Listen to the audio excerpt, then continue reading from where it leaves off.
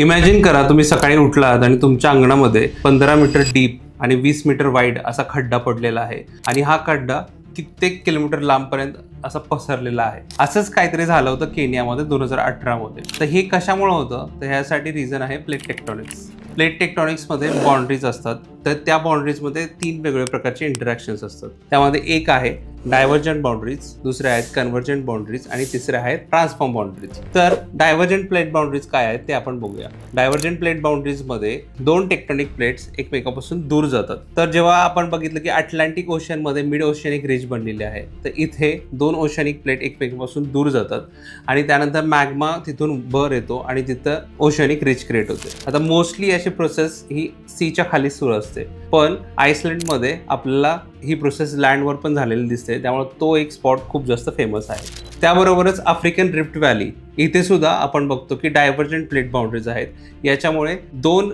Continental plate separate होतात आणि तिथे एक रिफ्ट व्हॅली क्रिएट होते। यानंतर महत्त्वाची प्लेट बाउंड्री म्हणजे कन्व्हर्जंट प्लेट बाउंड्रीज।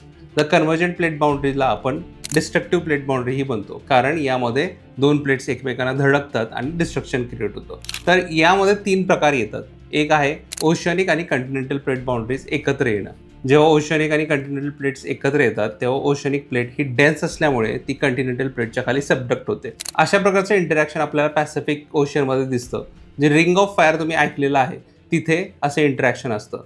इथे आपल्याला वोल्कॅनोज तसेच डीप ओशियनिक ट्रेंचेसही दिसतात, म्हणजे मरियाना ट्रेंच ही याच रिजनमध्ये आपल्याला आढळते। त्यानंतर जेव्हा दोन कंटिनेंटल आणि कंटिनेंटल प्लेट्स एकत्र येतात तेव्हा फोल्ड माउंटन्स क्रिएट होतात।